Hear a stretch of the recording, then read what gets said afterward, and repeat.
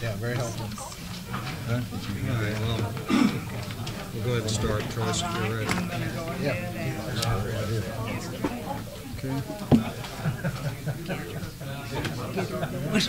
My Watson's cable guy. Oh, yeah, Larry, the cable guy. Yeah. Get her done? Yeah. All right. There's Chance. It doesn't look like it. It says shaker. Okay, good.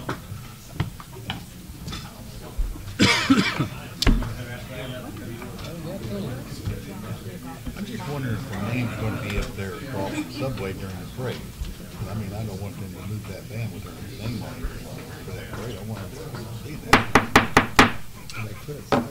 All right, it's a little bit past 6 p.m. on Tuesday, September the 12th. That means it's time for our scheduled city council meeting for this evening. We'll call the meeting to order.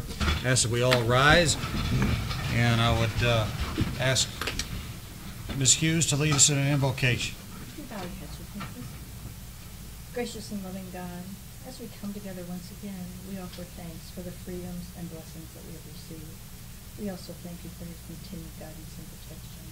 We ask that the mayor, council, and city employees come under your constant care.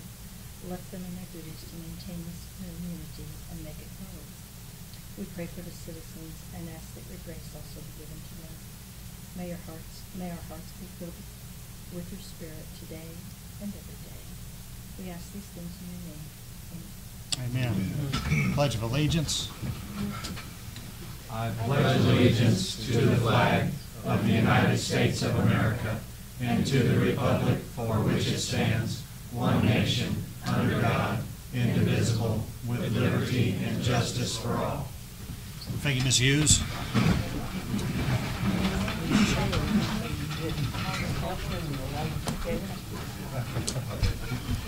Clerk Cottonero, would you please call the roll? Alderman Hughes. Here. Alderman Curry-Witzman. Here. Alderman Brown. Here. Alderman Voss. Here. Alderman McComb. Here. Alderman Urbis. Here. Alderman Bratton. Here. Alderman Bastian. Here. Alderman Campos. Here. Alderman Pittman. Here. Thank you all for your attendance.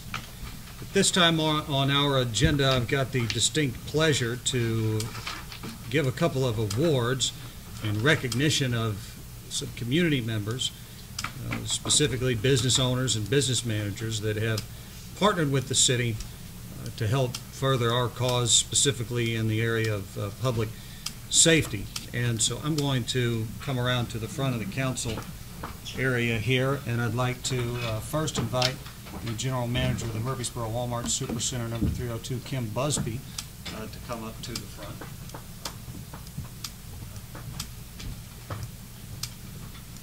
And now we'd like you to deliver a 20-minute speech. No, we don't. Chief Roberts brought to my attention the fact that we were able to get a grant recently through Walmart, and so I would like to now present this to you. It's the government and business working together to improve our city. The Murphysboro Police Department recognizes the Murphysboro Walmart Supercenter store number 302 and the Walmart Foundation for the generous fiscal year 2017 grant award used to upgrade the investigations technology of the department. Presented this the 12th day of September 2017. Thank you very much. Thank you very much.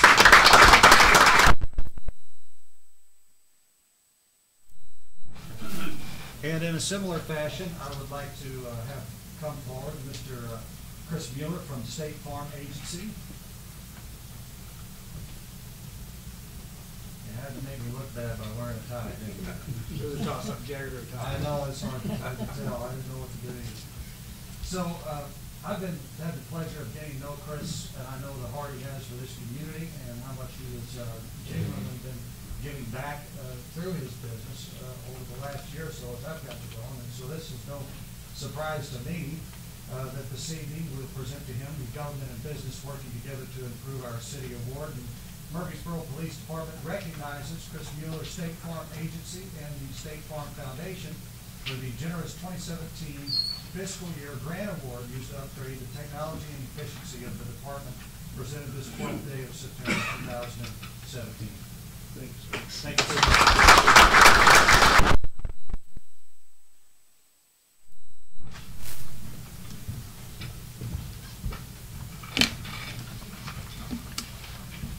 And thank you to Chief Roberts for putting those together for me. I appreciate it. That takes us into our items on our agenda, which are standard in consideration of council minutes from August 29th, 2017. And I'd entertain any questions or amendments to those at this time. Hearing none, seeing none, I'd entertain a motion to approve the minutes. Second. Motion and second. All in favor signify by saying aye. Aye. Opposed? Motion carries. Up next, we have the consideration of accounts payable, accounts receivable, and payroll registers. There was one I'm sure you noticed, which was added just before the meeting. Take any questions on those. Mr. McComb? On number 697, page 7, second one down, Jackson County Mass Transit District. Why do we give them $1,100? We actually are going to wind up being, this is going to be a total expenditure of $600. 500, whatever half of that would be, $550. And as part of the eclipse, the preparations, the city of Carbondale was interested in trying to get people back and forth from Murphysboro to Carbondale. As we know, there was a lot of traffic, but I guess it didn't amount to everything that we thought it would be. They partnered with the Jackson County Mass Transit Agency, and that bus ran back and forth between the courthouse and between City Hall and Carbondale to ferret tourists that were in town back and forth to our events regarding the eclipse. We're only paying half of that, I understand. Correct. We are invoicing the city of Carbondale for the other half of it, and they'll be reimbursing us for that half. Mr. Bratton. Same register, page 2. The farmer's market, is that 1 month, 1 week? Or what? Well, it was brought to my attention, I think, that we, Sandra, remind me, because I don't remember what period of time that is for. Is that for a month? Okay, yeah, that's for 1 month. I don't think we had paid her for the majority of the year. It was just sort of an oversight. Did we catch up on that? Okay. And I will note that we've had more vendors this year than we've ever had. I demanded that it be on Saturday for 3 years. We couldn't get any vendors, and then I finally listened to what the people wanted, and now we got all kinds on Tuesday nights. Would be nice if the people who are the vendors up there didn't park in the city parking lot, though, so people could still come into your office. Yeah? Well, Okay, maybe that's something we the can next work on. item on there, Chief, blinging on. The communication shirts are the polo shirts that we agreed to in the TA on the contract for the uniforms. Okay, so that comes out of their uniforms? Well, it comes out of our uniform line item, not theirs. It's part of us moving to uniforms and the TA line. And the chaplain shirts, we started a chaplain program. We've got 7 different congregations, 7 different chaplains. They're on-call chaplains. The Ministerial Alliance has invested about $1,000 in radios and shirts and that kind of stuff to get the chaplain program off the ground. Okay. So it's reimbursed to us. We're going to stay on the same register on page 3.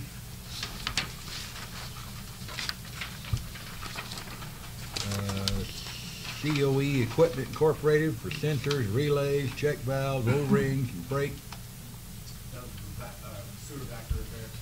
Okay, all right. And on page 4, Fisher Auto Parts, is that all on one vehicle, or is that 5 or 6 vehicles, or what's the deal there? Well, that's several different line items, so that's Okay. just parts of orders from Fisher to set map. That's the work that Hunt's done. Uh-huh, yeah,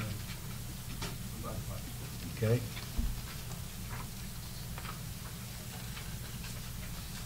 Okay. Bear with me, I'm a little slow.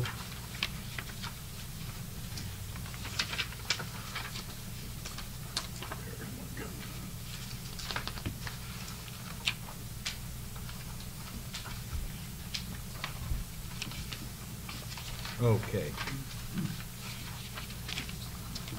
Page 15, USA Blue Book, which department's that for?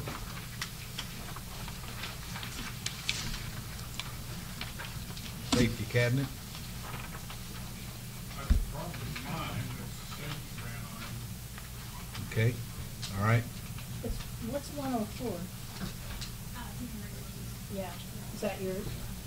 Yes, it's a safety grant. Okay. And we bought one tire from Salem Tire Center on page 14. Yes. Huh? Okay. The only other question I've got is on the register that was just handed out to us, $698. First line item, aluminum totes. I have no idea what that is, except it's over $4,500. It's chemical wastewater treatment. That's good enough. That's all I have. Any other questions on the bills? This afternoon, thank you. Okay. Is there a motion to pay the bills? Second. There's a motion and a second. All in favor signify by saying aye. Aye. Opposed? Motion carries.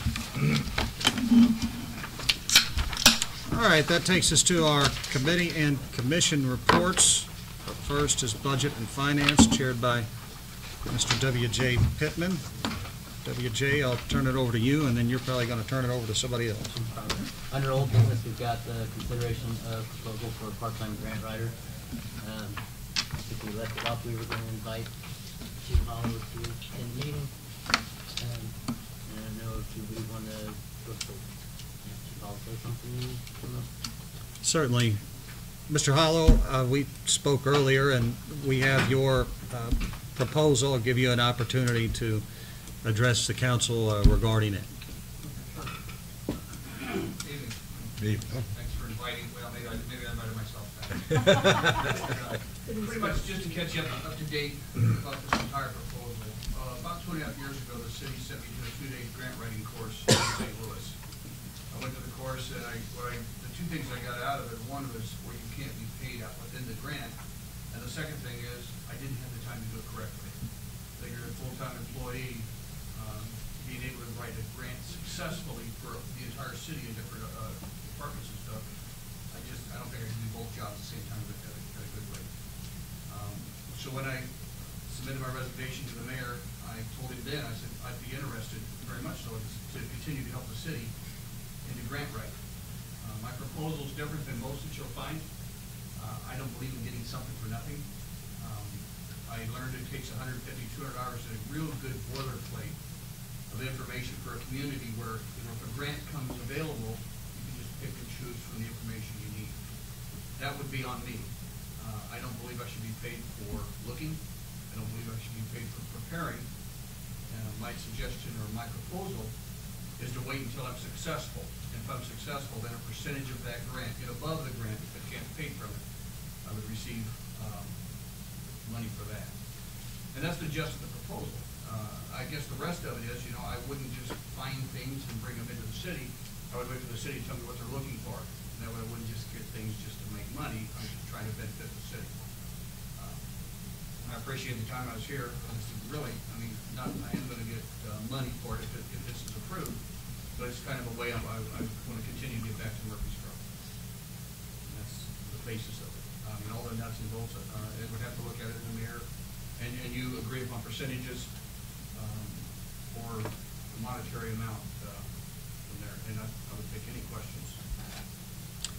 One of the primary questions that I think was expressed previously, Chief, was that if we were to get a substantial grant of some sort, say a $1 million grant at 6% or something of that nature, which was the original proposal, whether or not in the middle of a budget year we'd be able to find the money to pay that. Part of the proposal, and I kid about it, but the Sandra Ripley administration building.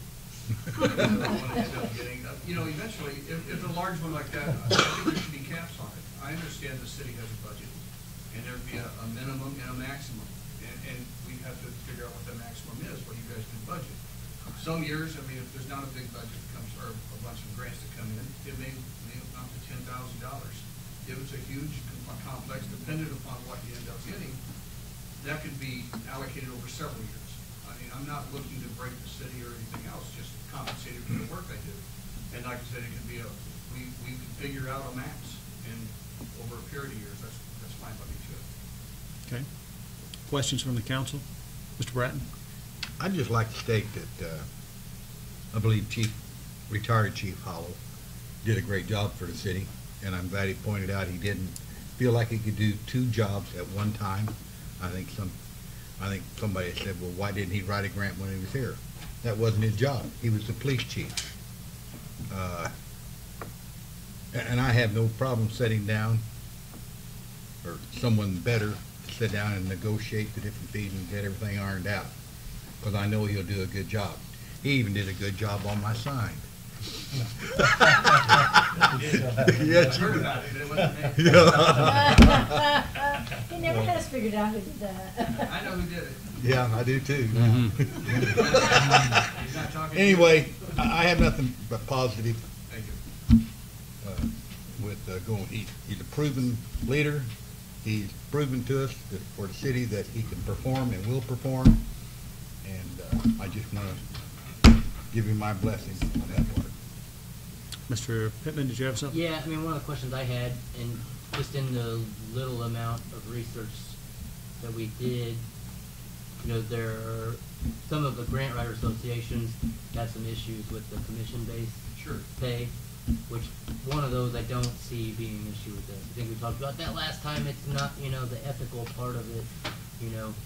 I think what happened with that it's what we looked for, you know. That's something we were interested in because of what's happened before. I mean, put it real simple. If I was a grant writer, did it professionally, that's all I did, I wouldn't want somebody like me coming in and saying, I'll only give you, when I give you something, I'll want something back. I'd rather you give me something every month. And how hard I'll look, I don't know. I'm just gonna tell you I'm looking hard. But, you know, I'm sure there's some reports to be generated and stuff, but to me, this is the fairest way that I could present to the city, where if I didn't produce, then I didn't want compensation.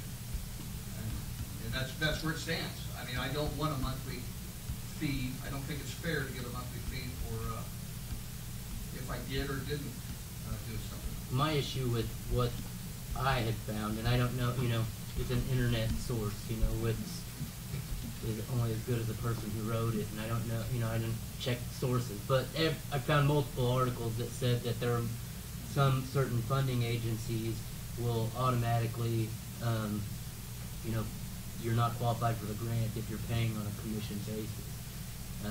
Have you, I mean... I haven't seen that or heard that. I know the grant school I went to, I mean, they were very specific on the fact you can't be paid from the grant. Right. Now, grant writers can, and this is another thing we work on each grant. There's some grants, there is a funding mechanism within it for the grant writer or someone else to continue to monitor the grant. Well, Sandra Ripley does that already for the city. So, I mean, I wasn't even interested in that. That money would be back to either Sandra or the city or however. Mine was just a finding and gathering and getting, but I have not heard anywhere that it's unethical. I can understand why some would want it to be. To me, it's just the opposite. I think it'd be unethical if we signed a contract and I said and there's no basis to find out how hard I was looking, or if I was looking, but I would get a monthly stipend, and I think, to me, that'd be a little bit more unethical. But I have not seen that service. Right. I've not seen it anywhere. Right. And like I said, I don't Went think to the never ethical stated side that. of it is an issue for us, because that's what we reached out for, was, you know, something that we could, you know, Sure. I mean, that's what we originally started out with, something on commission, but, you know, it worries me that if there's information out there that we're automatically ineligible for certain grants because of the way we pay our grant writer, you know, I would have an issue with that because it limits us on what we're able to find. But like I said, it's something that I would want to do more research into before I voted on, you know, that we wouldn't pay him. And I know you don't know me well enough, but if that was the case, I would bring that information to the board and say, hey, I can't get this grant because of this. If you want to find someone else for this particular grant, by all means. I mean, that's just, I'm looking to better the city. Right. And this is just one of the ways that I think I can help. said, if I couldn't get it, there's no reason for me to the city of getting it. So, I mean, you just have to trust me on that. I would pass it on to, and you don't pay a grant writer. Or say, hey, this particular one, guys, you gotta pay me to get it. I mean, either way. I want to make sure we get to a couple other folks. Herb? So kind of structurally, good to see you, Yeah. Chief. We'd be obviously nail down a more detailed contract, come to an agreement on percentages over those, and then we would give you a list of initiatives, priorities for us that we're interested. Then you, I guess, would then research and see what opportunities there are out there.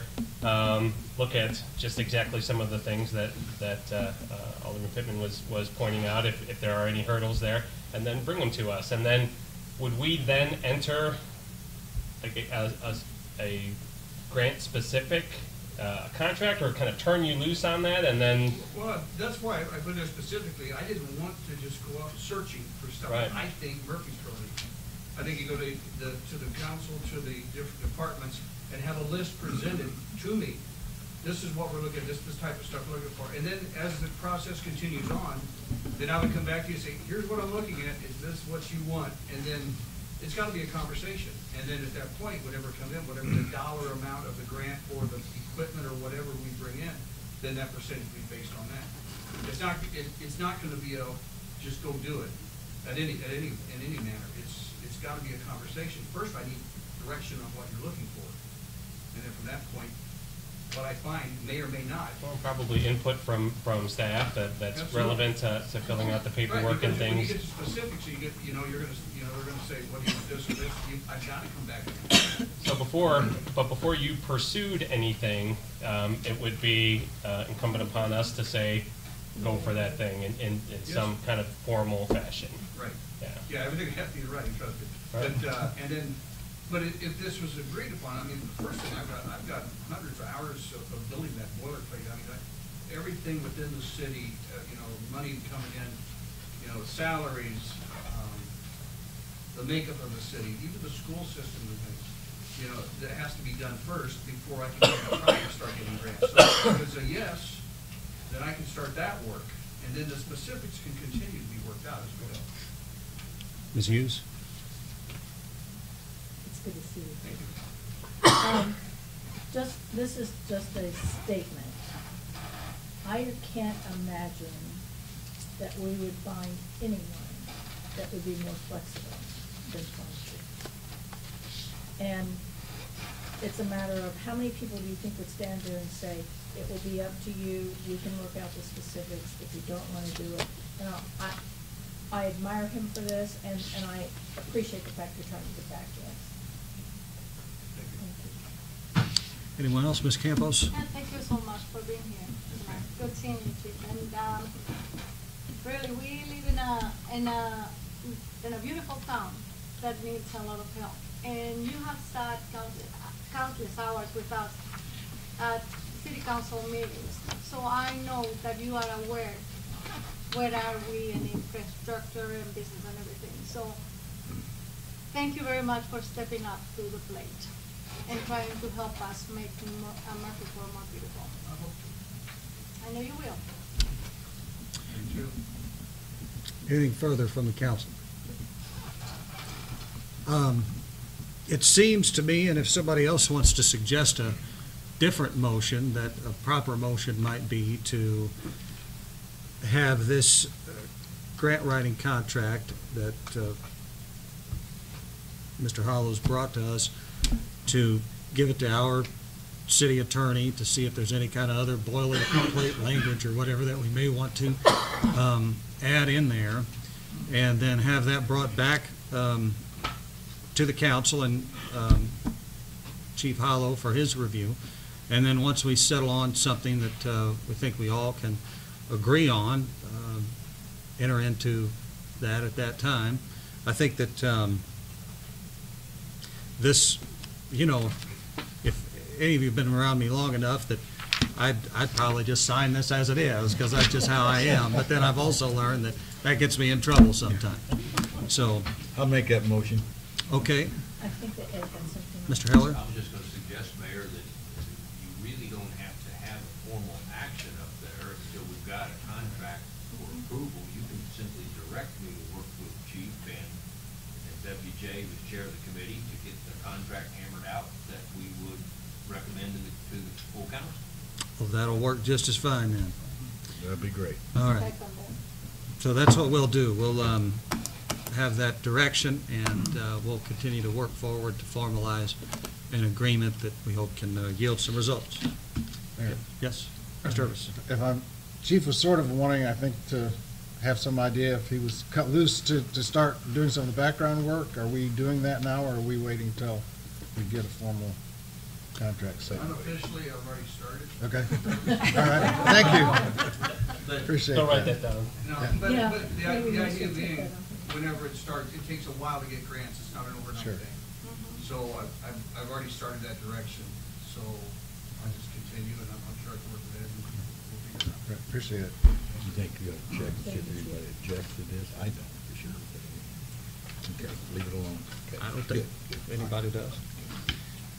All right, with that, we'll move forward and hold this item onto our next council agenda and wait to hear back from WJ and Ed. That's the only item under old business, and there's no items under new business. Is there any public comment under budget and finance? Okay. Public comment? Thank you, WJ. That takes us to Building and Grounds, chaired by Mr. Gary McComb. Gary? Okay, the voluntary annex agreement, I had a conversation with the director of the Illinois Municipal League today, Brad Cole. He is going to be forwarding to me 2 or 3, he said, of these from other communities of a similar size of Murphysboro for us to consider. And it just took me a little while to get in touch with him. And so I'm going to hold this over to the next agenda, but I have made a little bit of progress in that direction. okay, that's all under old business. Under new business, the roof and township building and the senior citizens building. If anybody don't know what happened here, they had one bid, thought it was all one roof. Didn't know that part of it was the cities and the other part was the township. And they started, and I think you got the township done, right? Yes, sir. And so we're gonna have to decide what we were gonna do with the other half, our half, our roof. You know, what happened, my understanding that John probably knows more about it from the inside than I do, that Sue had an insurance adjuster come up, and he okayed for the whole thing to be fixed. Due to hail damage. Due to hail damage, not realizing that there was 2 different business roofs there. I know this gentleman, as I talked to him up there, is where I first got wind of it. He bought the material to do our side. But you haven't really done anything over there but clean the roof, right? We have not. We cleaned up the roof, that's all we've done at this point. And just for the record, Gary, I'm sorry to interrupt. Your name, Mr. Mulvaney? Yes, sir. Okay. And just so we could note that in the minutes. And you were hired by the adjuster to fix the roof for the senior, or for the township? Yes, sir. Okay. We were hired in November to do some repairs on, we were hired in November to do some repairs on the township building, and with weather we couldn't start. So when February rolled around, we went to start, the tornado went through, and I discovered hail damage. So I went in and told him, I go, we don't need to do anything right now because you've got an insurance claim. Can I work with the adjuster to try to get this through? So that got all, that was all approved, and the adjuster came out, and I met with him on the roof, and it was just some confusion up there. I didn't realize that it wasn't the townships and neither did the adjuster. So I got the city side approved. From February until we started, it's about a 4-month process. I hired my own adjuster as well, and I got, I have the numbers of what we've been approved with the exact name, which your insurance company would use to make the repairs. Ed? Do we have a different, I assume we have a different insurance company? So what does our insurance company say? Well, I don't know, Ed, it, Shouldn't we it's put even our went, insurance company with the township insurance company and let these two companies work this out? Because if we've got damage up there, then our insurance company needs to have a claim from us. And then they're going to okay what they're gonna do and how to do it. that's But what we I. just go ahead and do it, our insurance company's not gonna work with us if we don't give them a claim. We have, as far as I know, speaking on my own behalf, we have never contacted our insurance company about it, have we, Sandra? Yes. We have? After the incident, not prior. They're not pursuing a claim right now. They're waiting for direction from us whether or not they want to claim against our policy. Right. What's what do you and the adjuster say the cost of fixing the city's I part don't of think there that? would be any argument with all the legwork and paperwork that I have. What are we talking about? $60,900 or $60,900. For the city building alone? Well, I think we better get straight to our insurance company. If you'd like to get paid, that is. I've got a big investment in this, and I got all the paperwork. Yeah. The adjuster should go right off of it. It was exacting it. See, we had that roof estimated one time before. We need to get clean to our insurance and see what they say. I didn't know, I did, the only way I got wind of it was talking to this gentleman in the parking lot up there of what had happened. It was never brought to, I guess it brought to Senator, maybe the mayor's attention. I didn't know what happened till I was sitting up there talking to him one evening. He's trying to get away because it's his wife's birthday. I would think our insurance company would be wanting to. Have you had any conversation with our I have company? not. I would like the opportunity to meet with the adjuster when they come out on the job, because I think that would make things go a lot smoother. Okay. All right, Mr. Urbis? I know one question that our current insurance company had was the date of the storm, because I think there was some understanding they started work last year, because we switched insurance January 1st, so. Yeah, the date of the storm was after that. I believe it was, when did the tornado come through? What's the I have those March? dates also. End of February, I think. Yes, yeah. March and February, March. Mr. Bratton? I've been up on that roof 2 or 3 times, and, we hired somebody to go in there and do the best they could at temporary, because we didn't have enough money to do this. I honestly don't remember what the bid was, and I understand where you're at. I was a contractor for 35 years, so I understand how mistakes happen. But I think this size of a project, don't we need to put that out for, deal with the insurance company, let them, like you said, let our insurance company take care of this? What we really need to do is get our claim in with our insurance company, and we should expect that they're going to give us some treatment on this. And then generally speaking, when we have, if it's an insurance company payout on it, that we're just paying deductibles, then they're the ones hiring the contractors, and we don't have to bid that out. And if that weren't the case, we still, with 8 votes, can do it without bidding out. Yeah, I think first thing, I agree with our attorney, we got to make a claim to our insurance company, let them tell us what we got to do and can't do. I think he should have the courtesy of being able to be there to talk with the Yes. adjuster. Yeah, but we got to turn it over to their insurance company and let Yeah. them tell us what, Right. I mean, They'll send in. you don't want to dictate to their adjuster what you're going to do. That's the worst thing you can do right off the bat. Mr. McComb, did you have something? You just don't know how to everybody gets investigate. down. My job is to meet up there on the roof with the independent adjuster and make sure that he sees the things that I know are there. Makes sense. For instance, another part of it is the air conditioning units. I mean, in this whole deal, I've already, got that covered to have the air conditioner units combed out. And, just little things that basically, sometimes the adjusters, they miss things. And it's my job to make sure they don't. Well, Sandra, I guess you get a hold of our insurance company, and the only way to proceed with it in the head, get a hold of them, let them look at it. Potential $60,000 claim, we don't have any choice. Submit it. All right, well, Mr. Mulvaney, I believe we'll have our insurance company getting in touch with you to coordinate efforts and see if we can't get this miscommunication communicated.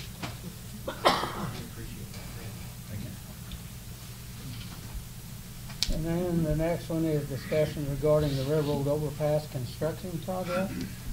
That's mine, Gary. That's the one on 149, right? Yes, sir. The construction of the railroad overpass on Route 149 west of town started and then stopped, I think partially due to the eclipse and partially due to some issue that the crew there ran into. And then I got an email, I believe it maybe was Tim Lee first brought this to my attention, from Rick Gilmore, who is a official with Union Pacific Railroad, and they said that in a process of redeveloping the bridge, the railroad bridge, that we have a water main there, and they write that it is in conflict with the new bridge structure and must be relocated. Union Pacific Railroad will work with the city to determine a new location for the water main to cross the Union Pacific Railroad right-of-way in accordance with our pipeline crossing guidelines. The railroad expects the city of Murphysboro to be responsible for the costs of relocating, protecting, or removing the pipeline to resolve the conflict with the new bridge structure. And so, I know how, the cliche saying is it's God, the railroad, Ameren, and then everybody else. That's the sort of hierarchy of power. But I sort of question whether they come in and say they need to build a new railroad bridge, and then they send us an email and say that, yeah, we've designed a bridge and we're putting it in, and your pipe's in the way, and so you move it and you pay to move it. I don't know if anybody here on this council or our city attorney can shed any light on whether we have any power to make them split that cost or what. Mr. Brett? Has anybody looked at that easement that we have? What does it state? What the city has, and what always surprises me with the railroad is, you have a permit anytime you cross underneath the railroad tracks. And I think there's two lines underneath that track. And one of them is the most recent line we put in down Walnut Street, that crosses under there. And we do, it costs the city, $3,500 for them to review the plans. It costs the city $7,000 for a right of entry agreement for the contractor. So it always amazes me that the railroad then comes out with a design and doesn't know where the water lines are. Those are permitted.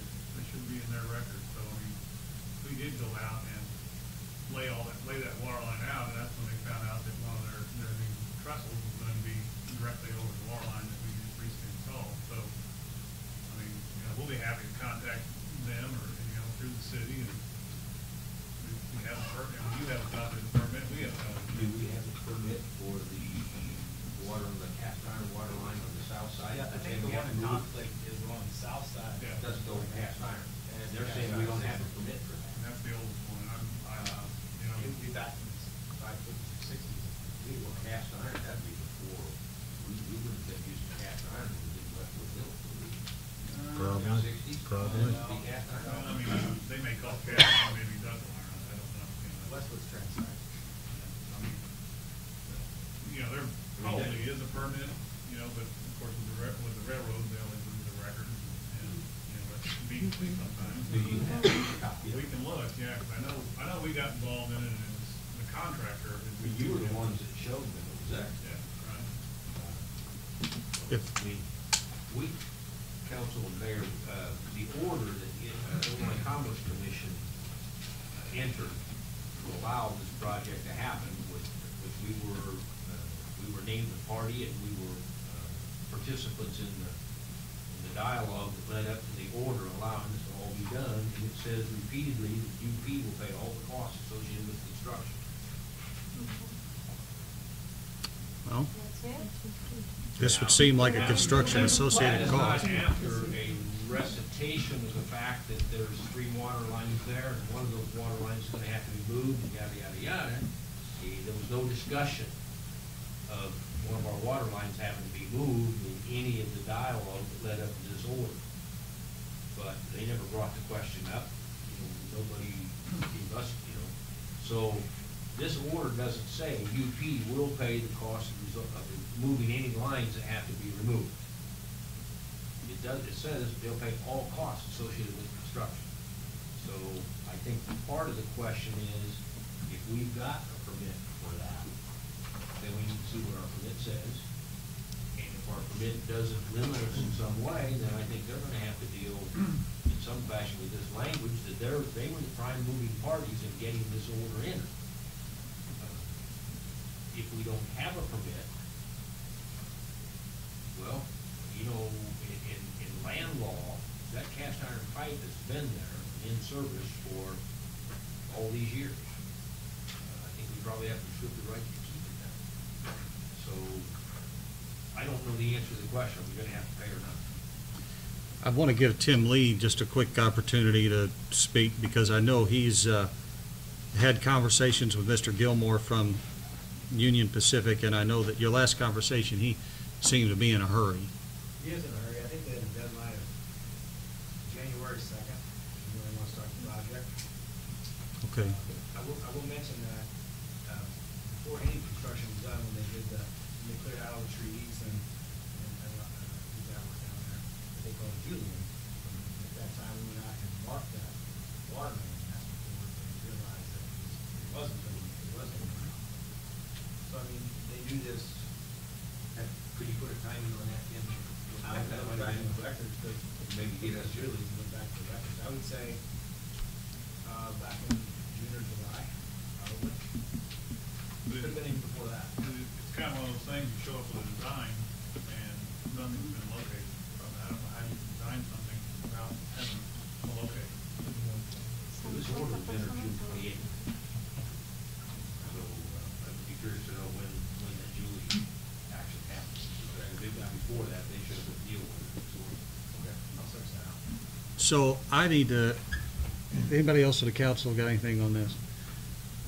Should, Harold, you just mentioned a moment ago that you'd be happy to search for that permit.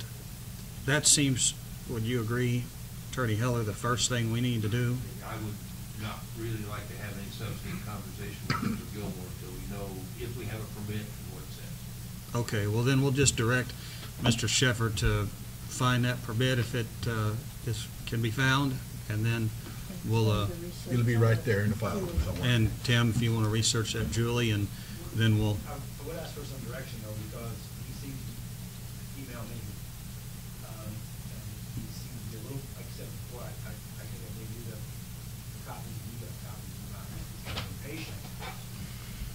I guess- Repeated requests, what's going on, where we at, I don't have any answers for him, and I don't want to look like I'm just. you could just direct his communication to me, and I could just respond back to him that we're continuing our investigation and various material facts, and I'll get back with it. Mayor?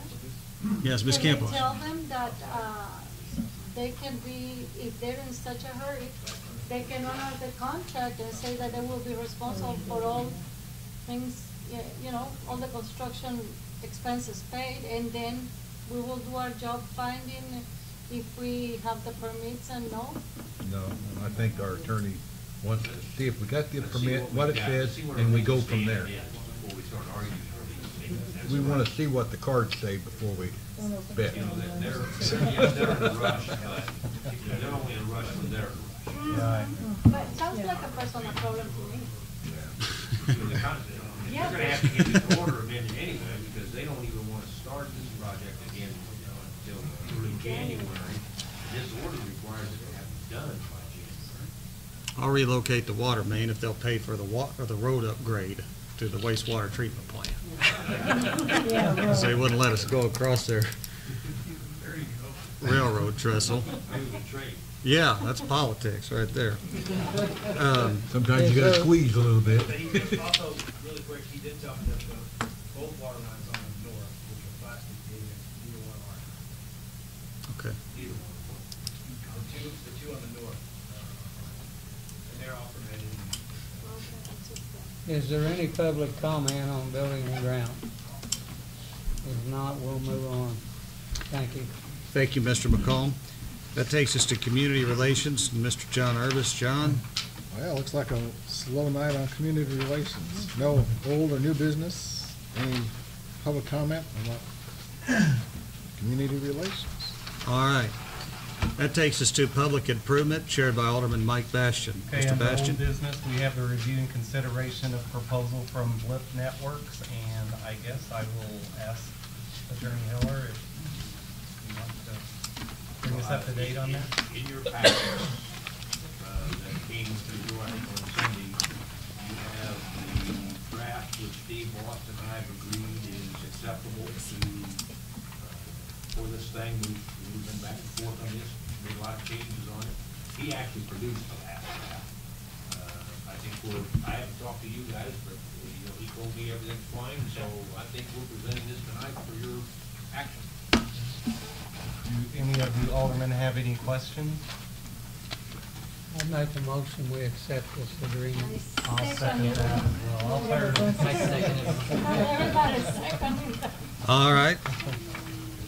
All in favor signify by saying aye. Aye. Opposed? Aye.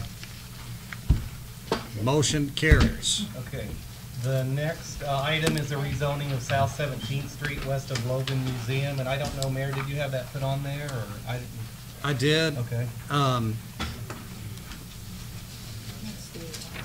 I want to, just really the only update I have is an update that I'll ask to get from Mr. Kennedy. Eric, I had emailed you about the that going on the tax sale. Is it on the tax sale? Okay. I'm guessing that I don't know if it's that piece, but there's a piece between 17th Street and Mark Johnson's land. Maybe that. Because there is that separate parcel that runs along the street. There's a chunk in there. I was Tripp present. still has his Okay. name on it. Mr. That- Pittman? I was down there today, and it does have the tax sale notice on it, but it is just that parcel that's not owned by Mark Johnson, that's along 17th Street, it's up for the tax sale, Like they're not buying the, land. not the property that technically the 18th Street address, just Okay. the one on 17th. And, Will? Yes. I'm waiting on a list from trustee on all the properties in Jackson County on that swamp, I know exactly what it is.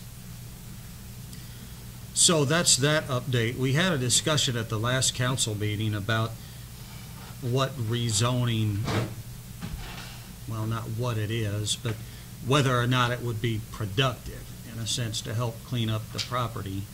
And talked about the fact that if a business has been idle, I think, for 18 months, that it can be rezoned, but essentially now it is grandfathered in and will continue to be industrial.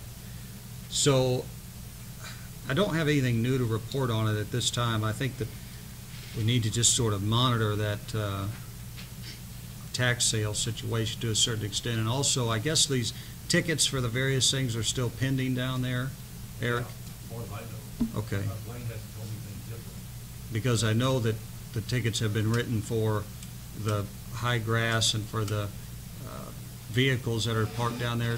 Chief Roberts, did we get that tow completed on that white SUV that was parked down there, or do you know? Yes. Okay. Okay. It was there today. Is it there The today?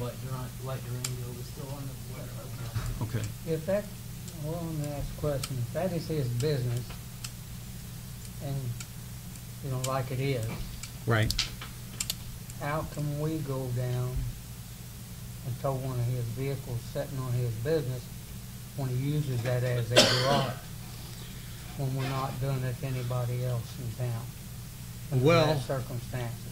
I mean, I know that I've had vehicles that I've just seen that have been parked on the street with expired registration, and people have called them in, and I've had them towed under city ordinance, so.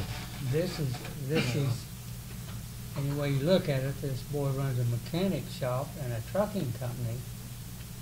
I don't know how we can go on his property and tow that vehicle legally. I mean, if it's his property, it's a mechanic, and he uses that as his mechanic's garage and his trucking outfit. And I'm sure on the tax sale that the bank's not gonna let it go on a tax sale. I mean, I don't think they would.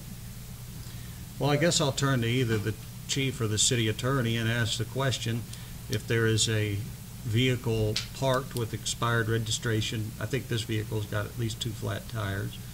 It is on his private property, as we understand it. Are we outside of our authority to tow that vehicle? No.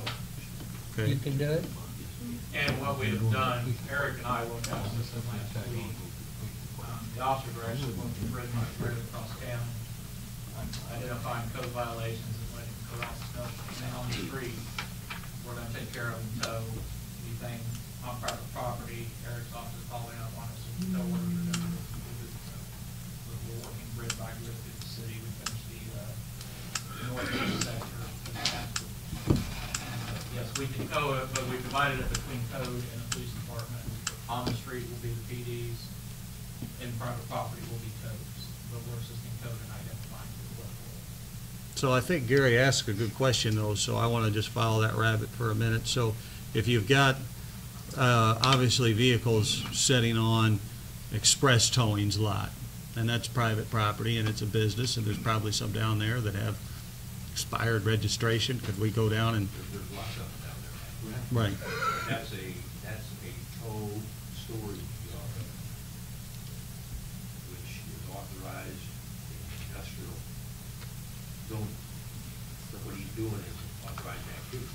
Okay. He tows those things and he stores them for the insurance companies, and people don't come and get them, he ultimately smashes them and sells them.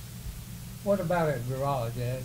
Like, Well, I mean, an active garage that has a vehicle that doesn't have a license on it, that isn't being moved or anything, we've got some of these around town. There's several places around town you probably could go in and say, Yeah. that one and that one and that one, because those things haven't moved for 3 years. They're not entitled to have non-operational vehicles just sitting around not being worked on. If it's waiting to be worked on, that's part of his ongoing business. If it's just sitting over there against the wall, then it's accumulation of junk. you have to notify them first and give them so long to get rid of them. Well, it's a good move to do that. We should tell them that that's a violation, and if they don't move it, we're gonna move it.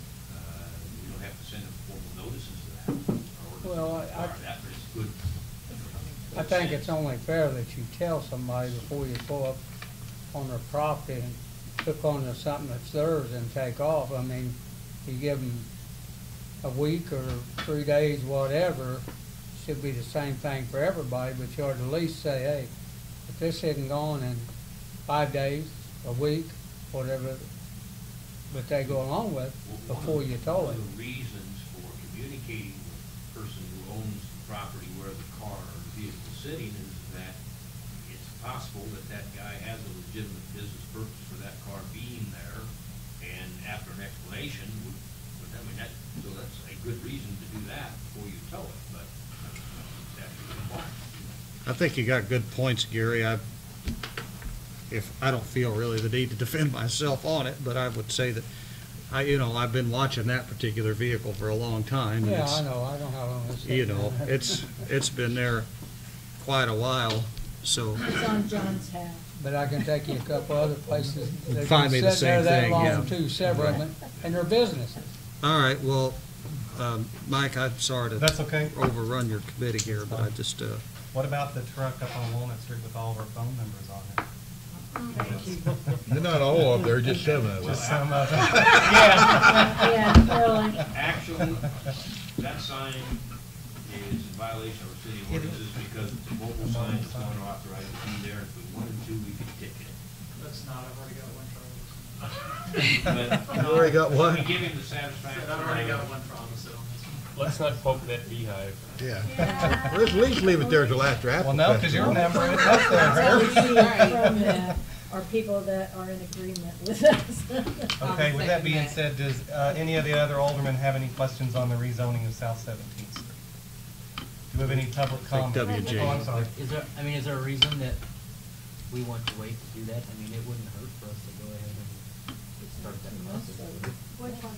The one with the Rezoning it. Mr. Heller? You love it when I say this, but, you know, we probably need to find out what EPA data is available, because, for example, the 17th Street lot that has a sign on it right now that the tax sale process is involved, that's exactly where the railroad bed was. We know right up here where that railroad bed was, is a lot of stuff that's really nasty, a lot of issues that we've had with it, and I don't know that anything's actually been done down there. So, you know, what do we do if we rezone that for residential or something else like that, and then we find out that what's down there is toxic to that kind of activity, we waste a lot of time. I guess my only response would be I know that there's a limited number of zoning options, but it probably could never be residential. You know, unless in what was going on environmentally on the north side of Walnut Street, where that railroad track, and we know that there was a lot of stuff going on at the railroad track north of Walnut Street because of the roundhouse repairs were being done, and all the stop-start that went on there, as opposed to down here. I don't know that we have any data at all about what's down there. I believe Eric has some. Yes, we do. We do? Yes, we do. Is it, how dirty is it? It's ledge the driver just like anything else has to, with all that cleanup. I won't go into the whole story, but what it is basically rolled off on the edges for the most part. I did these with the railroad, and then I come back and clean it up. I was there with EPA when they were sampling all that.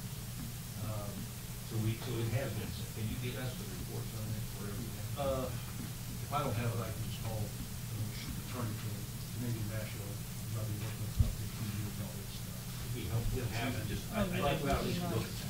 And there's something to think about. The reason that all this other was cleaned up, commercial standards, is because that's what it's what's zoned. Now, I'm not sure about this exactly, but that's rezoned residential, and it may have to be cleaned up to your residential standards. Because otherwise, if it's not cleaned up to that standard, I can't go and live on it, just like where the plumbers and pipe fitters cleaned up. Well, I mean, you know, we're probably, just continuing down the road, it's going to end up with only when somebody has a purpose that they think they can make use of it, it's going to bear the cost. We're not going to be able to afford the cost without a grant.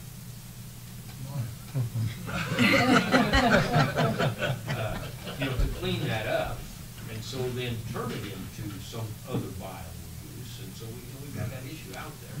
I guess I always try to just remember what my primary motivation for wanting to do anything is, and that's just that the people in that neighborhood complain, and that property always seems to be problematic in terms of, one, if, Caterpillar is going to build a new plant that's probably not going to be down there next to the Logan Museum. I mean, it's just the way of doing business today industrially. It's just right in the middle of that neighborhood. And to me, it's not a place for commercial activity, in terms of what you look at. And I think we'll find that in our comprehensive plan in terms of the surrounding uses. Eric? I can call the railroad tomorrow. They told me they're coming back and just haven't yet. Maybe have plans to do it for some time. But rezoning doesn't obligate us to any extra costs or anything. None of this costs, it didn't cost us anything. They're doing it on their dime. I mean, this is all the railroad has to do. It started when they refused to do it up here on 17th Street, north side. The feds came in and said, if you don't clean it, $25,000 a day. Well, you say they decide to clean it. Well, but getting the information that Attorney Heller is suggesting will at least inform how we want to rezone it, right? I mean, if we need that information to at least kind of know what our options are. That's fair. Mr. Pittman? So is the railroad, I mean, are they, you said they're cleaning it up, are they, I mean, are they paying for that cleanup? Absolutely. So if we zoned it residential, would they be required to clean it up to residential Well, standard? I think it is. Now, that's an easy phone call too, to the EPA guys I worked with before. I mean, that's. Our water main relocation's getting harder all the time. Yeah. Who's to say that if we go in there and rezone it to residential, and they say, look, we're supposed to bring it up to this standard, it's on the city of Murphysboro to bring it up to the residential standard. I think we need to get the information first, let Ed look at it, and I don't, I mean, You know, we can rezone. That doesn't put us in ownership of it, that doesn't have us to have bought the EPA property. And if we rezone it residential, and it turns out that railroad doesn't have to clean it up to that degree, we can turn around and rezone it again if we have to. I think the idea of not waiting forever to rezone, if we're gonna rezone, because of that, the grandfather issue won't start until the rezoning. The 18 months, there is, right now, as far as zoning is concerned, they're doing everything they have to do for zoning. Their issues are cleanup. Mm-hmm. Okay, so, they're not in a grandfather position now. If we rezoned it tomorrow, they're in a grandfather position. Whatever day we're able to determine that they have stopped functioning in an industrial capacity, they get 180 days, and then they would not be allowed to restart. So until we put a different zoning classification on it, we haven't started the grandfather question. Is it 180 days, or is it? It was 180 days, but it's not, that 180 days would have to be, okay, so we rezone tomorrow. Tomorrow he opens up, works on cars, or whatever it is he's doing. He continues doing that, and in December he quits doing it. If he stops doing it for 180 days after he quits, as long as he's still doing it, his grandfather goes. And if he does it for 25 more years, his grandfather's still going. But the day he stops doing it, 180 days out is when his grandfather vanishes. And now he wouldn't be allowed to restart doing it. That's the way the grandfather works. Service? So I'm not clear on how the rezoning gets it cleaned up. I mean, that's the. I don't know that it does. It I don't doesn't know. necessarily. It just satisfies the Logan Museum and some other neighbors who say, there's some guy running a bulldozer over here, and I got an 18-month-old baby, and it's 20 feet from my back door. Well, and I think, John, also, it demonstrates that we've changed our mind about what that property ought to be for. And so that means that anybody, the next guy coming in to buy it, might not be so quick to come in and want to put it into industrial use, if he knows that it's in jeopardy. So I'm not saying to the council that we shouldn't rezone that in this time frame. I'm saying, let's get a little bit more handle on the EPA thing here, and then make that decision. Mr. Pittman? I also asked too, do we have any input from Heartland Conservancy on some of our zoning and, as part of that comprehensive plan, like, do we know that yet? We don't. We had a good meeting last week. They're starting to put together the individual sections. But I would be hard-pressed not to believe that they would come back and sort of render a similar opinion to the one we're talking about. So, well, I think, we don't want to belabor this forever, but I think that we could gather that EPA information. But I would like us to act on it at our next meeting, if at all possible, because we do want to start that clock if it's what we want to do. Is there any public comment under public improvement? With that being said, we'll close public improvement. Thank you, Mr. Bastian takes us to Public Works, chaired by Mr. Dan Brett. Dan? Under old business, update on Osborne Street extended, and Mr. Sheffer, I want to turn that over to you. You gave me a printout of a lot of different stuff that we needed, and I appreciate that, but I think I'll let them hear it from the horse's mouth.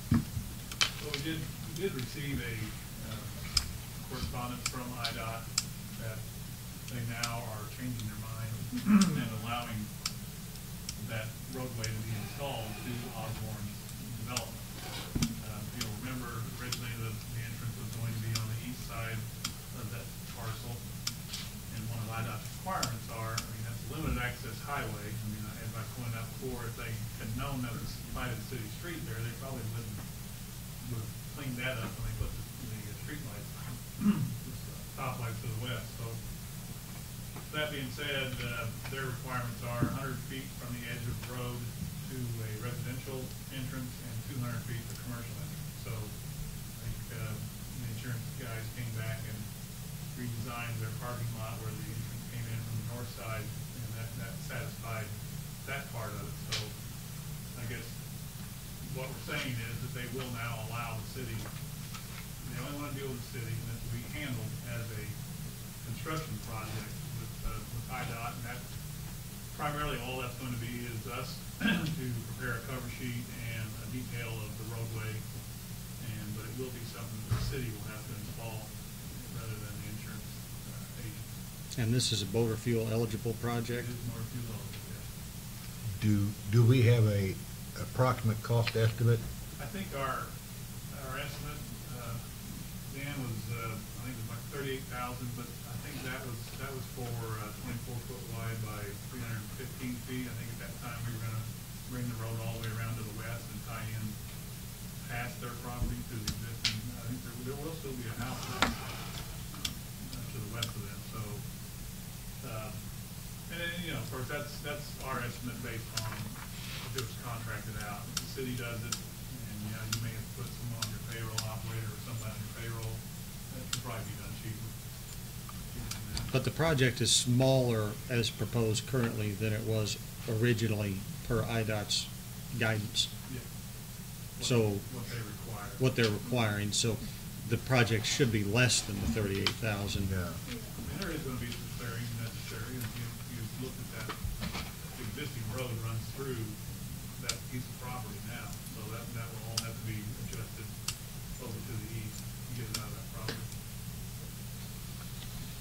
Okay, thank you. Any questions for Mr. Sheffer on that? Harold, are you looking for some sort of action from us on this time? Yes, I mean, you know, of course, I don't know that anybody, I have not gotten back with either Bishop or Elwell to see if, you know, if they're still willing to go through this project. I mean, there was some question. I know that Project. they've been very sort of anxious to hear from me as to whether or not they can start construction and start, you know, improving and expanding their business or whatever. So. I mean, really all we would need would be to proceed with the design. Well, I think first we better verify with Bishop and Elwell, them sending us a letter that they want to, on their letterhead, that they want to proceed with this project before we spend any money and waste Harold's office time. Perhaps I could have them attend the next council meeting and just speak. I could have them deliver that letter and also attend the next council meeting. That'd be fine. I Okay. won't be here next meeting, so it ought to go pretty good. It's gonna go real good, I won't either. Yeah, and Barb's not going to be here either, so, anyway, but I would like to have something on their letterhead stating, and then, you know, before we. And the next thing on old business is consideration of bids for the lining of the sewer line. If you remember, we couldn't line that sewer. The sewer in question is in Stephen Lane. Yes. Really just need an action. We have recommendations. Okay. First, you know, to Pipe First, which we discussed last time, was 45 or 49,000. And then got a bid from Bush for excavation of 25,000. So we can either accept one of those two, or we could bid it out to other companies that come in and that price. You got a recommendation? Well, I mean, I think that Bush would probably be the lowest bidder anyway, but I think out of fairness, since the $25,000 plus project, Do we have the easement we need from everybody to get in, what we gotta get? well, part of it is, it is a utility.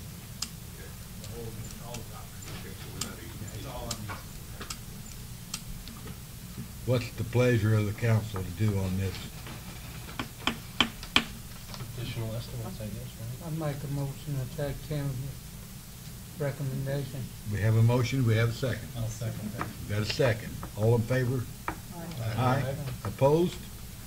The ayes have it. Is the recommendation to proceed with the Bush proposal, or is it to seek other bids? The Bush, the $25,000 bid, is what I was, You need to make that. I'll put that in the motion.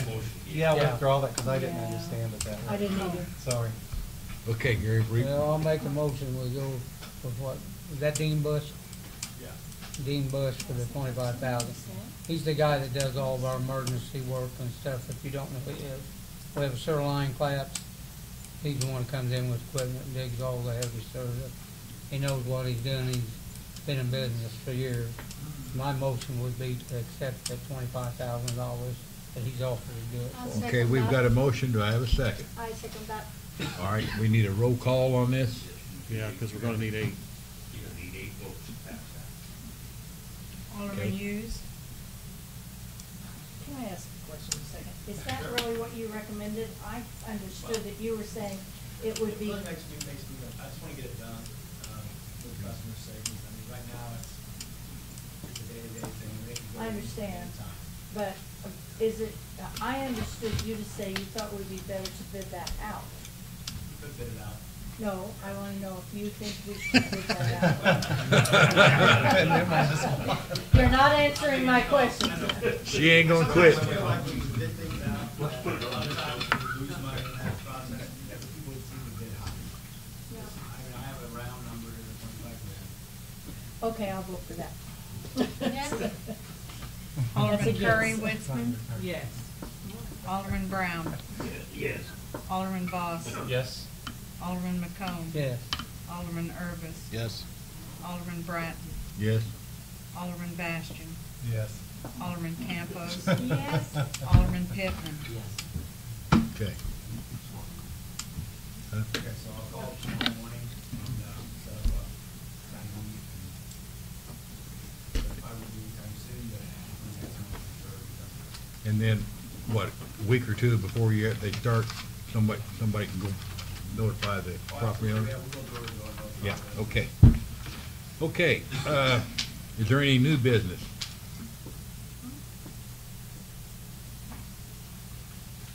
Any public comment? If not, we'll proceed to public safety. Thank you.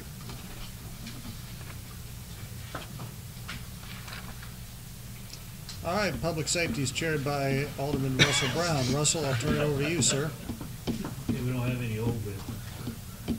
Only new business, we've got a consideration of ordinance establishing a municipal bond fee.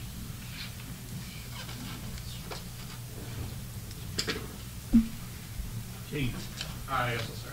A couple of weeks ago, I was reading the Illinois Municipal Code, and I found a law in 2011 that allows municipalities to impose a $20 administrative fee for anybody that posts bond or bail on any municipal, state, federal charge.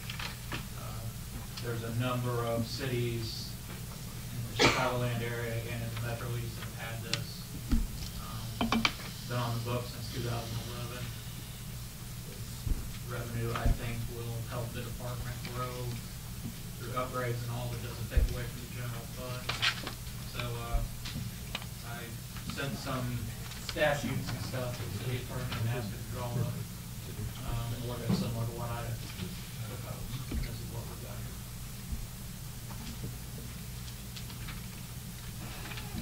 here. Chief, you want this just in the fund, just so, for the police department, nobody else, right? Yes, sir.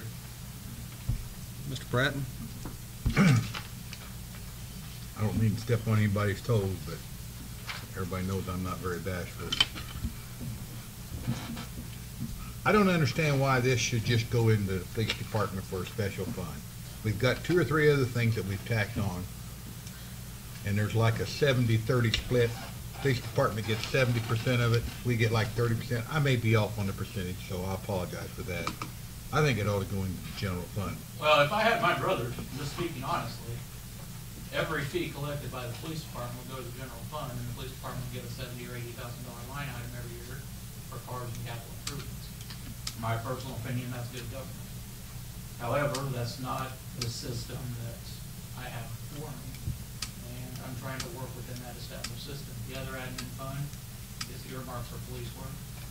The admin tow fund is earmarked for police equipment. This is a police admin fund that's generated by police action. So under the framework I presently have, it seems to me that it's fair that it'd be allotted to the police department. We don't have a capital expenditure line, as most other departments in most city funds do.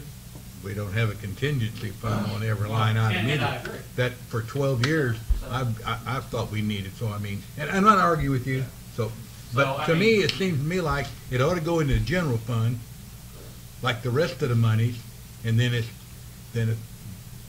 well, here in about another month and a half, guys, department heads work on their budgets and whatever, and put in a request, and we go through it as for the projected amount of money we have. Well, having said that, though, you know, I used that approach last year and had every capital expenditure cut from my budget. So, you know, my job is to be a good fiscal steward for the city from the department budget standpoint. But my job is also to grow, improve this department, and provide better customer service to my citizens. You know, I spend a lot of time researching grants, a lot of time researching laws, a lot of time researching things in order to do things that we haven't done before in the past. This is one of those things. I strongly feel that without a guaranteed capital line item, this should be allotted for the police department's expenditure.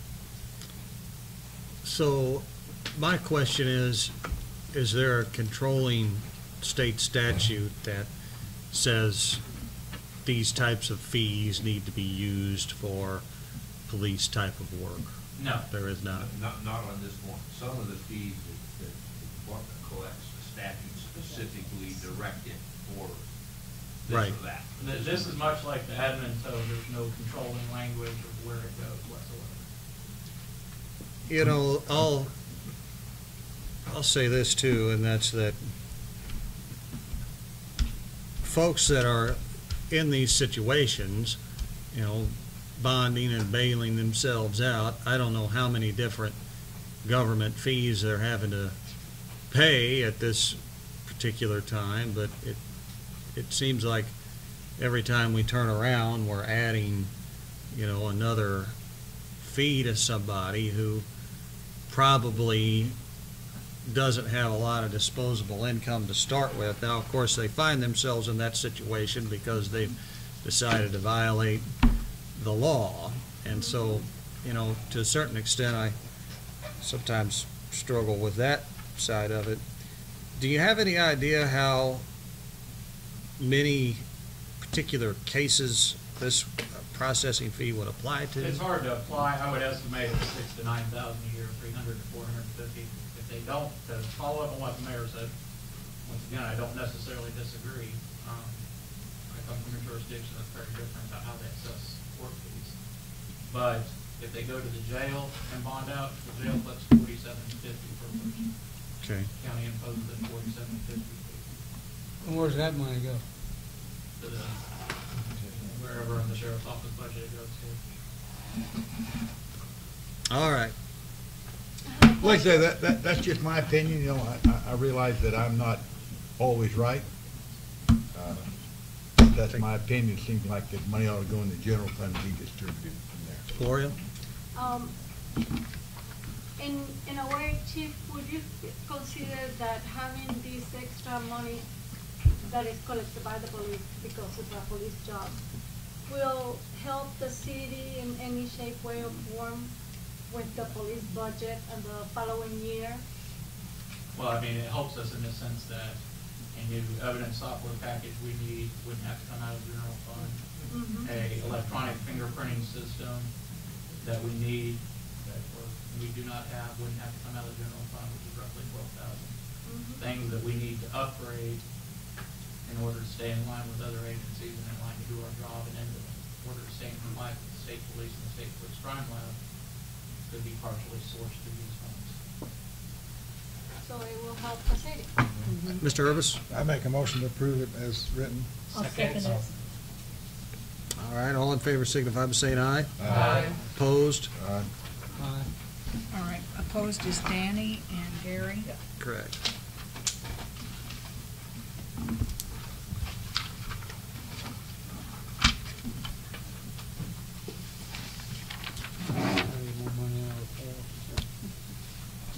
Any comments from the public? All right, that'll take us to Personnel Committee, chaired by Ms. Barb Hughes. Barb? Gonna go real fast. All right, don't blink. There's no old business, no new business right now. And is there any public comment on personnel?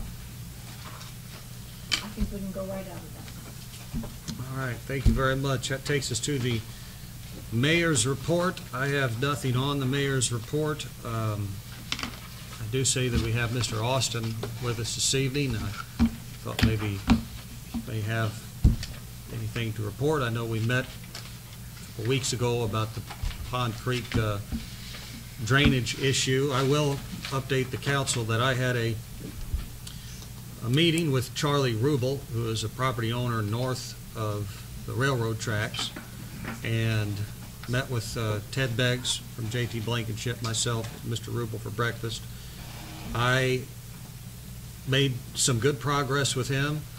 He said that he would be willing to consider letting us come across the back side of his property if we could get some easements from some other folks. He didn't want us coming across the entirety of his property, but if we could come in from the other side, that he wanted to know what kind of equipment would be used and things of that nature to lower that culvert. So I've prepared that for him, and he is set to pick it up in a couple days, and then would review it, and then I'm supposed to get back together with him, and I think, I'm hoping and praying that that he'll say he's for it. He did mention to me on the phone today that he would entertain the city purchasing about a half an acre off of him where that culvert is, so that into the future we could have control and more, access to that spot. Now, I don't know how much he thinks it's worth. Maybe more now than he did before, but that's the progress I've made there. I don't know if Danny or Gary have anything else to report on it or not. No, I see Charlie every day. Okay. He said you was trying to bribe him. Hamburger at McDonald's. Well, about as that's what it takes. That's about as an expensive bribe as I can afford. All right, that's all for me. We'll go to council member requests. Did Mr. Austin have any comment? Okay. I wanted to give you opportunity. No, I appreciate that. Okay. Ms. Hughes? The only thing that I have is that, just a reminder that October 20th, we're going to feed the team. I'll have more information for you at not the next meeting, but the first meeting in October. I have received monies from several of you, and I thank you for that. Anybody that wants to give me their money, I would take it. $20 bill is what she's looking for. I've Already paid. Danny's paid, and Mike's paid, and, Let's not name names. Gloria. Yeah, right. So I'm giving names. Shane session here. A couple more weeks here, don't we? And I won't be here next meeting, so you guys, get your $20 ready. Get your 20 bones. That's all I have, thank you. Thank you. Ms. Curry Witzman? No. Okay. Alderman Brown? I was downtown Sunday morning, about 6 o'clock, going to get the paper. Some gentleman tripped over one of them chairs up there. He didn't get hurt, but I think they're putting the chairs out there 2 weeks ahead of the parade. That's just too long. Would you like us to add that to the next agenda? Yeah. Okay. It does seem like it's getting earlier. I think I'm so. all for it. Is that all? Yeah. Okay. We worked on that Mr. Voss? What's the parade plan?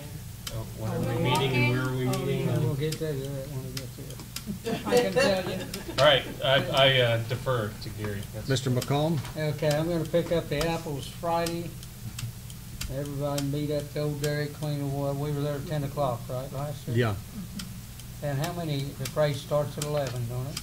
When you say the old Dairy The old Queen, Dairy you mean Queen. Wiffle Boys pizza. Wiffle Boys. God. Boy, that dates Wiffle you. boy. Wiffle Boy. Gary, some of these people aren't that old. If you don't know where I it's knew where he at, meant. you're too young to be in the parade anyway. I'd like to ask one question. How many people on the council are gonna be up there?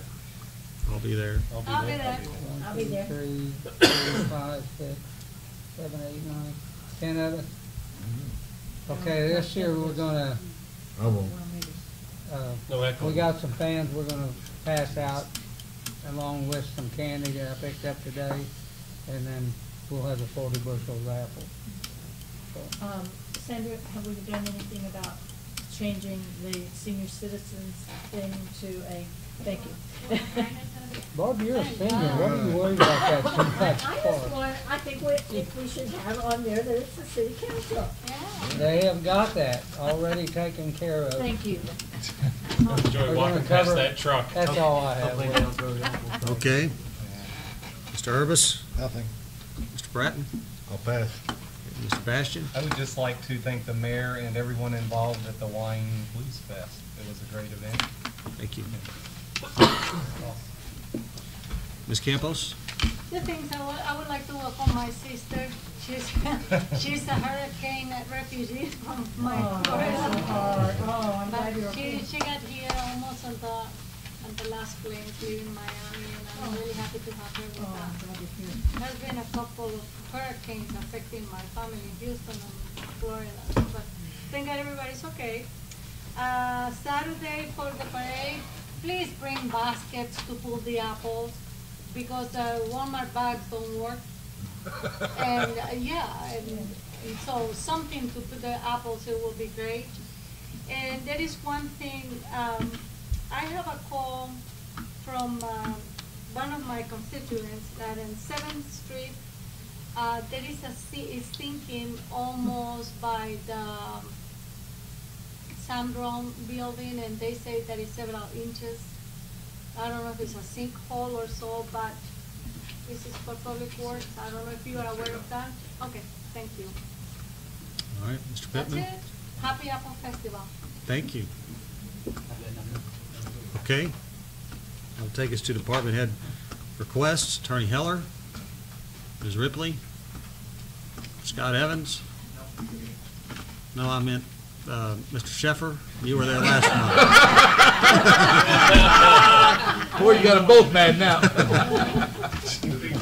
Yeah, well, we were calling on him for engineering questions at the last meeting because he sat in your chair. Yeah, he did.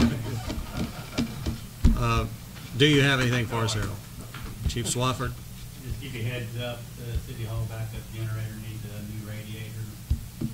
He said about $2,600, it should be cheaper because it's going to coincide with the repair of one of Jim's generators. Okay. And since it's railroad night, he did come in and give us a hazmat training course for railway incidents there a couple weeks ago. Okay. No, they didn't, actually. It was free. Well, we appreciate. That was the butter. Chief Roberts? The NRA grant is matching on the fence. We have made it past the first stage, which is the preliminary review. So hopefully we'll get that grant. And I also got notification a few days ago that the FOP is going to give us some money for an AED, the state FOP for an AED last year, City Hall, for an annual grant performance. So we'll probably get one of those a year as a way to try to get AEDs into the city. That's all I'm doing. Thank you. Darren Mills? No. Tim Lee? Actually, I do. In years past, the council has borrowed a small tractor for the grade trailer. Will you require that this year? What's a tractor? Yeah. No. You only like this. It's like the last couple of years, I just put it behind my truck, and I've already got the trailer and that stuff down at the house. I pick up the apples Friday evening, take it home, and put it in the driveway and cover it, and then all I gotta do is hook up on it Saturday morning. And put the city signs on my truck. Meg, it's high tech. I'm gonna take the seniors over them. I love it. All right. Scott Evans? Still nothing. Okay, all right. Eric Kennedy? Jim Stewart? Relaying a message regarding the sign, the east Murphysboro sign out here on the east side of town. Mm-hmm. Sean Stearns and George Emily, Modern Office Infections, donated $100. And also Mike Jones of Tourism donated $250. And that's for some upgrades and some changes, so Jamie wanted them to be recognized around the county. Well, we thank them for their efforts over the years and for that generous contribution. All right, we have an executive session on the agenda, but I don't know that we have a need to enter into executive session at this time. And so we can, I already, I did, I'm sorry. yes. No, it's You get okay. that. Thank you for keeping me honest, though. And with that, I'll entertain a motion to adjourn. So moved. All in favor? Aye. Thank you.